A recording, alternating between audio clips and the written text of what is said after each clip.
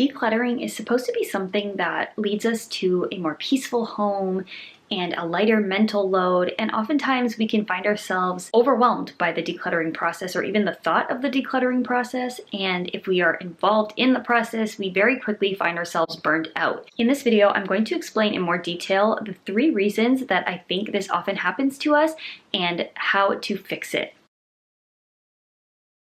So the first reason that you're probably feeling very overwhelmed by the whole decluttering process, or you've started it and you've just burnt out, is because you don't have a plan. You don't have a proper decluttering plan, something solid that you can follow to keep yourself on track and not get overwhelmed and burnt out. And so what do I mean by a decluttering plan? Oftentimes, a lot of us find ourselves getting into decluttering because we've hit some sort of breaking point. We're just too stressed out about the house, it's driving us crazy, we've gotten frustrated, and we kind of just dive into it without any sort of plan. So we just start tackling rooms or categories of items, and we don't really have any rhyme or reason to it. And while that can give us some progress in some way, because maybe we are actually getting things out of our home, it oftentimes just becomes too much, or any progress that we do make isn't sustainable because we didn't have a plan from start to finish of how we were going to deal with all of this clutter. And so instead of wanting to just jump into it, it can be so tempting to do that. But from my personal experience, and this is why I have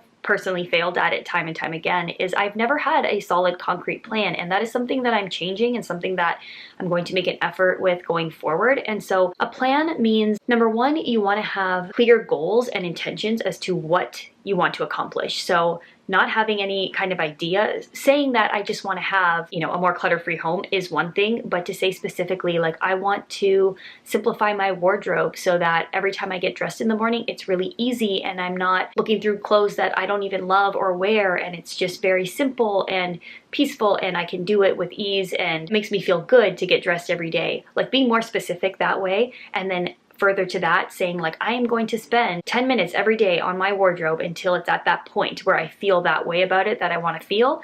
And having those kind of goals in place is a lot more specific and impactful than just saying, I need to clear out the clutter in my closet. Second to having goals, when it comes to a decluttering plan, you need to break it down into smaller, more manageable chunks. And this is going to tie into the second point I'm going to talk about as to why we get overwhelmed. But tackling too much is a very quick way to burn out, and it can be tempting, again, to want to do it all at once, but it's just not realistic most of the time. Writing down, like physically maybe going around your house with a pen and paper and writing down all of the areas of clutter that you need to tackle. And so, for example, if that's like your kitchen, I need to declutter in my cupboards, I need to declutter my counter spaces, my dining area, the fridge, the freezer, the pantry, all of that. By writing it down and breaking it down, it's going to help you to be able to better manage your time when you're decluttering, because we don't always have the time to do everything all at once. Breaking it down this way is going to help you to see exactly what needs to be done, and almost like a checklist, like go through it one by one.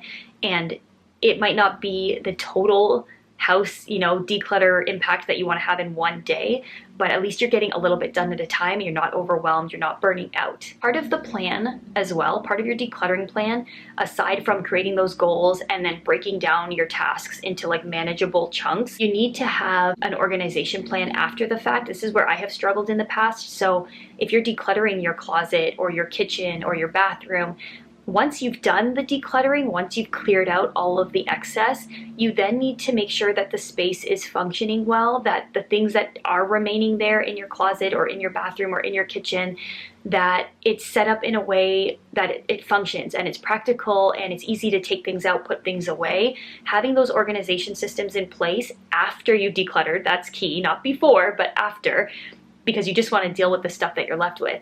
But that should be part of your plan. You should have organization and functionality as part of your decluttering plan, and not move on to the next stage until you've set up a good system with whatever you just finished decluttering, so that once you move on from your closet to something else, your closet now functions well and it's not going to start to get messy again and cluttered again because you set it up in a way that works for you. And so I am going to attempt, how I'm going to approach it is I'm going to do exactly that. I'm going to write down all of the areas of clutter in my home that I want to tackle.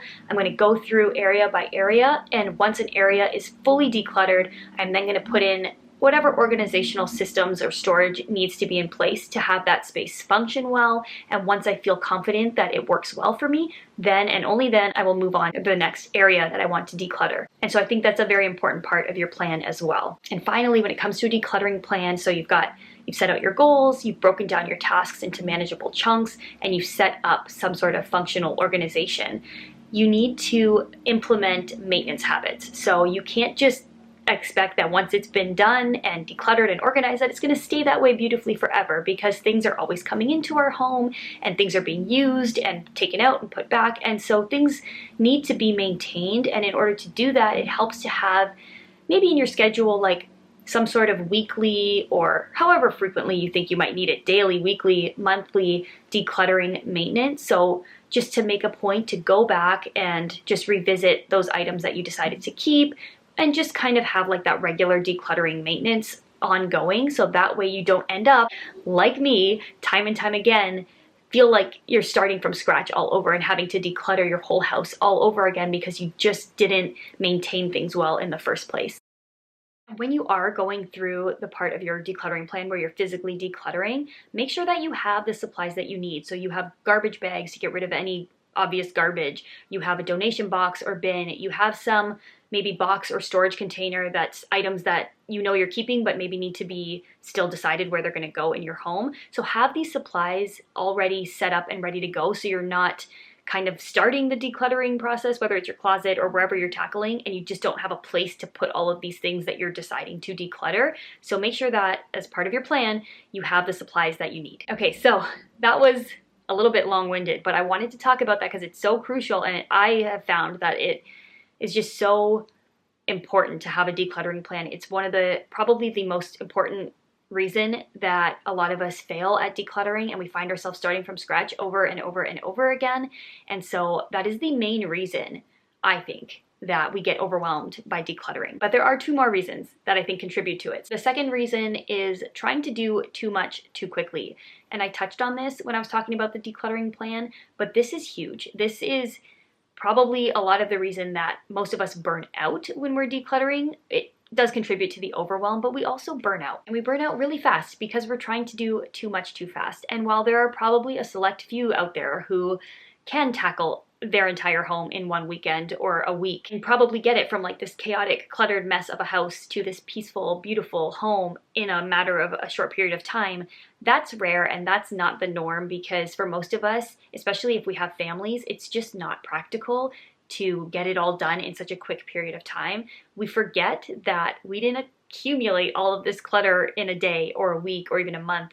It's been years often that we've been accumulating clutter in our home, and that we've just been used to the way things are. And so it's not going to be easy to get it all done in such a short period of time, even though we want the end results and the home life and the mental peace very, very quickly. And so we try and get it done quickly, but it's just not practical. Breaking things down, like I talked about in the decluttering plan, into small chunks is going to make it that we'll get there, but we'll get there the right way, and we won't just try and do it all and then burn out and give up and not make any progress. So the slow and steady progress is going to be a much more effective way to declutter, so that you get a permanent lasting impact, and then you just end up at a place where you're just doing maintenance decluttering and you're not constantly starting all over again, decluttering your entire home.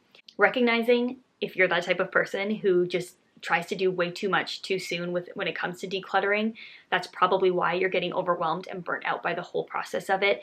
And in order to rectify that, in order to fix that, we need to simply break it down into smaller, more manageable chunks. Whether we want to or not, it's something that we have to do. Otherwise, we're just not going to make the progress that we want. And lastly, the third reason that I think we get overwhelmed from decluttering is because we are too sentimental, or we're trying to address a lot of our sentimental stuff way too soon in the process. So I know Marie Kondo talks about this in her book, The Life-Changing Magic of Tidying Up, where you shouldn't even be dealing with sentimental items till the very end of your decluttering journey, because by then you've built up some decluttering muscle, some confidence in your decluttering skills, that by the time you get to the sentimental stuff, you feel a little better about what to let go of and what to keep. But oftentimes, if we're starting and we're just tackling everything and anything without a proper plan and doing a lot at once, we we tend to not really have the mental capacity to handle that yet. So we just come across everything that's, well, you know, this is kind of special to me, or actually this, I can use this, or, you know, it's important to me in this way or that way. And we're not really being as ruthless as we should be about it, or as thoughtful as we should be about it. And so the two ways to go about fixing this is to, number one, don't tackle your sentimental items until the end of the process. I think that's a good rule of thumb. I think Marie Kondo was right about that. I think that especially if you're in the early stages of decluttering, you haven't been doing this for a very long time, it's going to be very mentally draining to address sentimental stuff early on in the process. So save that stuff till the end. If you have a checklist and on your checklist is like your keepsake box or your baby boxes, your kids' things from when they were a baby, don't touch that stuff until the end. And second to that, you have to just approach it with this mentality that the peace and the tranquility and the mental lightness that you hope to gain from decluttering your home and your life has to be more important than keeping all of the stuff because it means something to you. And so if you're not there yet mentally, if the sentimental value of everything you own is more important to you than living a life that's clutter-free and the benefits of that, if you're still too attached, then it's going to be very hard to get to the point that you want to get to. So you have to try and get into the mindset of the benefit of decluttering, of getting rid of all of this excess stuff is far going to outweigh any emotional attachment I have to so much of this stuff. And once you can get to that place and that mindset, you're going to have a much easier time decluttering. You are just not going to feel the guilt and the stress of letting go of items that maybe meant something to you at some point. Making sure that you leave that till the end and just approaching it with a fresh mindset is going to be so important for avoiding any overwhelm and burnout, especially when it comes to decluttering the sentimental stuff in your life. So those are the three reasons that I think we often get very overwhelmed and burnt out from the whole decluttering process, and I think why we fail at it time and time again and find ourselves having to start over from scratch. I hope that knowing that and knowing how we can address those issues and fix those issues, that you don't make the same mistakes and have to go at this year after year like I have, and that you can learn from what I've had to learn the hard way. And so if you got some value from this video, if it helped you in any way, if you feel inspired to go forward in your decluttering journey in a positive way, an impactful way, in a stress-free way, please consider subscribing to this channel for more content all about minimalism and simple living. Thank you so much for spending this time with me, and I will see you in my next video.